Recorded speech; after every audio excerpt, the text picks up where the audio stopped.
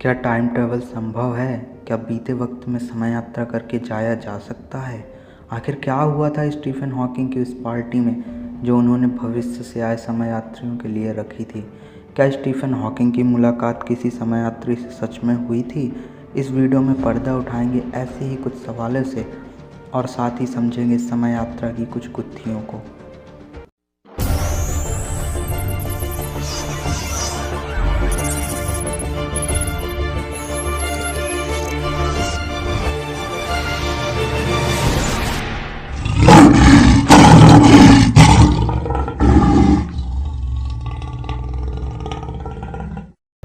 Stephen William Hawking, जिन्होंने अपनी आधी ज़िंदगी व्हीलचेयर पर गुजार दी, वो ना तो हिल डुल सकते थे और ना ही बोल सकते थे, लेकिन फिर भी वह कमाल के थ्योरेटिकल फिजिसिस्ट और कॉस्मोलॉजिस्ट थे। भले ही स्टीफन हॉकिंग व्हीलचेयर पर बैठकर अपनी ज़िंदगी गुजार रहे, लेकिन उनके दिमाग में इस यूनिवर्स के रहस्यों को समझने के लिए हमेशा ही उथल पुथल रहती थी। क्या समय यात्रा संभव है? क्या बीते हुए कल में वापस जाया जा सकता है? ऐसे ही सवाल स्टीफन हॉकिंग के दिमाग में चुभ रहे थे और उन्होंने इन सवालों के जवाब पाने के लिए एक तरीका निकाला। उन्होंने एक पार्टी ऑर्गेनाइज़ की थी और ख़ास बात पता है क्या थी कि उन्होंने वो पार्टी सिर्फ उन लोगों के लिए ऑर्गेनाइज़ की थी जो भविष्य से समय यात्रा करके आए समय यात्री थे। उन्होंने किसी को नहीं बताया कि वो पार्टी ऑर्गेनाइज़ कर रहे थे, यहाँ तक कि जब तक पार्टी ख़त्म नहीं हो गई तब तक भी उन्होंने किसी को भी इन्विटेशंस नहीं भेजे। जैसे ही पार्टी ओवर हुई, स्टीफन हॉकिंग के इन्विटेशंस कार्ड छपवाए और लोगों को उस पार्टी में इनवाइट किया जो बहुत पहले ही ख़त्म हो चुकी थी। स्टीफन हॉकिंग का मानना था कि उन्होंने भविष्य से आए समय यात्रियों के लिए पार्टी ऑर्गेनाइज़ की थी, मतलब उन्होंने पार्टी पहले रखी और पार्टी ख़त्म होने के बाद इन्विटेशंस दिए। उनका मानना था कि अगर भविष्य में टाइम मशीन बन चुकी है तो वो लोग उनका इन्विटेशंस एक्सेप्ट करेंगे और पार्टी में शामिल होंगे। पार्टी ठीक 12 बजे स्टार्ट होने वाली थी। जैसे ही 12 बजे अब उनकी नज़र उस दरवाजे पर थी जिसे समय यात्री अंदर आने वाले थे। समय गुजरता रहा और समय यात्रियों का इंतज़ार होता रहा। स्टीफन हॉकिंग की पार्टी ओवर हो चुकी थी, लेकिन कोई भी समय यात्री उनकी पार्टी में नहीं आया। बाद में लोगों को यह बात पता चली कि स्टीफन हॉकिंग ने समय यात्रियों के लिए पार्टी ऑर्गेनाइज़ की थी, तो लोगों का सिर्फ एक ही सवाल था कि आखिर क्यों कोई भी समय यात्री उस पार्टी में नहीं आया? क्या समय में यात्रा संभव ही नहीं? चलिए जानते हैं उन जवाबों को कि क्यों किसी भी समय यात्री ने उनकी पार्टी में भाग नहीं लिया। थ्योरी नंबर 1, पैरेलल यूनिवर्स के अनुसार लोग उस पार्टी में आए भी थे और पार्टी एंजॉय भी की थी। पैरेलल यूनिवर्स थ्योरी कहती है कि अगर कोई भी व्यक्ति समय में पीछे जाकर कोई बदलाव करता है तो वो बदलाव होते तो हैं, लेकिन उसकी एक अलग रियलिटी बन जाती है। इसको ग्रैंडफादर पैराडॉक्स से समझते हैं। मान लो एक व्यक्ति टाइम मशीन बनाता है और समय में यात्रा करके पीछे जाता है और अपने ग्रैंडफादर की उनकी शादी से पहले ही हत्या कर देता है। यहाँ पर एक मज़ेदार पैराडॉक्स जन्म लेता है। अगर उनके अपने ग्रैंडफादर की शादी से पहले ही हत्या कर दी तो उसके फादर जन्म ही नहीं लेंगे, और अगर उसके फादर ही जन्म नहीं लेंगे तो उस व्यक्ति का भी जन्म नहीं होगा जिसने टाइम मशीन बनाई थी। अब सवाल ये उठता है कि वह व्यक्ति कौन था जिसने टाइम मशीन बनाई थी? अगर उस व्यक्ति का जन्म ही नहीं हुआ तो उसने टाइम मशीन कैसे बना ली? और यही है ग्रैंडफादर पैराडॉक्स। ग्रैंडफादर पैराडॉक्स के अनुसार समय में पीछे यात्रा करना संभव नहीं है, लेकिन अल्बर्ट आइंस्टाइन ने बताया कि स्पेस टाइम एक दूसरे से आपस में जुड़े हुए हैं। स्पेस टाइम थ्योरी के अनुसार समय में आगे या पीछे जाया जा सकता है, मतलब बीते हुए कल में भी जाया जा सकता है और वार्म होल के द्वारा ऐसा संभव है। लेकिन ग्रैंडफादर पैराडॉक्स समय में पीछे जाने की इजाज़त नहीं देता। लेकिन ग्रैंडफादर पैराडॉक्स का तोड़ है parallel universe theory. Parallel universe theory grandfather paradox पर भारी पड़ती है और नए एक्सप्लेनेशंस देती है। चलिए ग्रैंडफादर पैराडॉक्स को पैरेलल यूनिवर्स थ्योरी के नज़रिए से देखते हैं।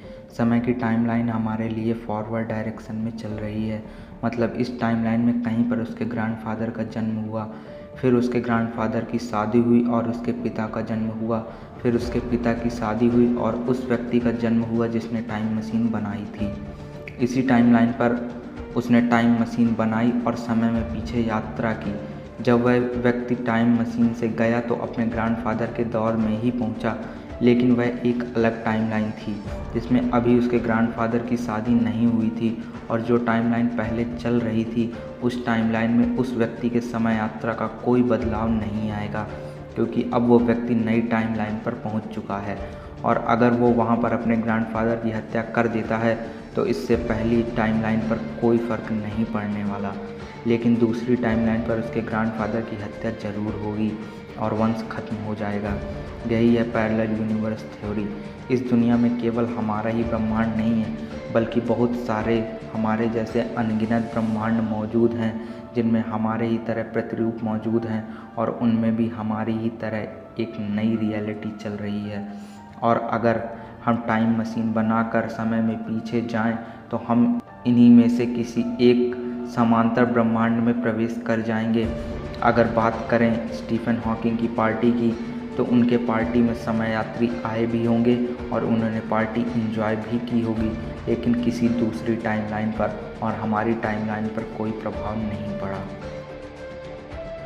थ्योरी नंबर 2, इन्विटेशंस ज़्यादा टाइम तक सरवाइव नहीं कर पाए। हो सकता है जब तक टाइम मशीन बनी हो तब तक स्टीफन हॉकिंग के इन्विटेशन समाप्त हो गए हों। मतलब जब टाइम मशीन बनी होगी तब पुराना सारा रिकॉर्ड ख़त्म हो चुका होगा, इस वीडियो सहित इंटरनेट का सारा डाटा। इसका कारण रहा होगा कोई आपदा, जैसे हम वर्ल्ड वार 3 लड़ चुके होंगे जिसमें सारी इन्फॉर्मेशन और डेटा लॉस्ट हो गया, या कोई अन्य भीषण आपदा रही होगी जिसमें स्टीफन हॉकिंग के पार्टी की जानकारी ख़त्म हो गई हो, और जब टाइम मशीन बनी हो तब उनके पास हॉकिंग की टाइम मशीन के बारे में कोई जानकारी ना हो। थ्योरी नंबर 3, हम ज़्यादा टाइम तक सरवाइव ही नहीं कर सके हों। हो सकता है भविष्य में हमारी टेक्नोलॉजी इस काबिल ही ना बन पाई हो कि हम टाइम मशीन बना सकें, और उससे पहले ही पूरी मानव जाति पृथ्वी से समाप्त हो गई हो। इसका कारण रहा होगा कोई भीषण आपदा या कोई मैन मेड आपदा, जैसे एस्ट्रॉयड का अटैक, एलियन अटैक, या वायरस, या ग्लोबल वार्मिंग, या वर्ल्ड वार। शायद टाइम मशीन बनने से पहले ही पूरी मानव जाति खत्म हो गई हो। इसी वजह से सर हॉकिंग की पार्टी में कोई भी टाइम ट्रेवलर शामिल नहीं हुआ। थ्योरी नंबर 4, हो सकता है कि समय में केवल आगे ही जाया जा सकता हो, पीछे नहीं। आइंस्टीन ने थ्योरी ऑफ रिलेटिविटी में बताया था कि टाइम ट्रेवल करके भविष्य में तो जाया जा सकता है, लेकिन पास्ट में नहीं, और शायद इसी वजह से कोई स्टीफन हॉकिंग की पार्टी में नहीं आया।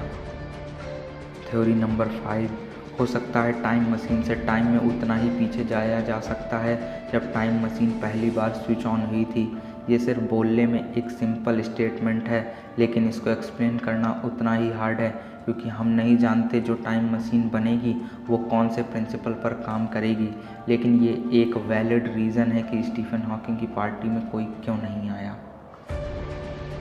थ्योरी नंबर 6, हो सकता है कि उन्होंने टाइम मशीन बना ली हो और वो हमारे दौर में भी आ सकते हों, लेकिन जानबूझकर ना आए हों, क्योंकि क्या हो अगर पैरेलल यूनिवर्स एग्जिस्ट ही ना करते हों और इस दुनिया में हमारी ही टाइमलाइन हो।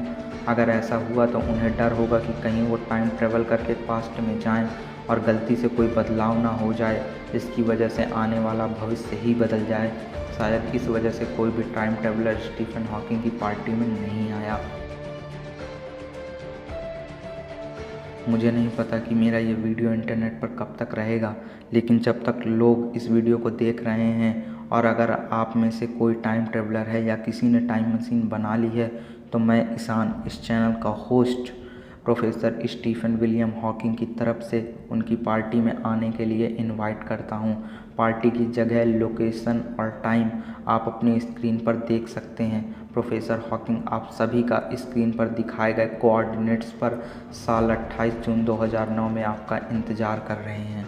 तो दोस्तों, आपको क्या लगता है कि स्टीफन हॉकिंग की उस पार्टी में सच में टाइम ट्रेवलर आए होंगे, या आपको कोई और थ्योरी समझ में आती है, आपको कुछ और लगता है? तो प्लीज़ मुझे कमेंट करके ज़रूर बताएं। और गाइस, मेरी मेहनत के लिए आप एक लाइक तो कर ही सकते हो, और अगर आपको वीडियो पसंद आई है और अगर आप वीडियो में यहाँ तक आ गए हो तो प्लीज़ चैनल को सब्सक्राइब कर लें ऐसी ही मोर इंटरेस्टिंग वीडियो के लिए। मैं मिलता हूँ आपको नेक्स्ट वीडियो में, तब तक के लिए टाटा बाय बाय।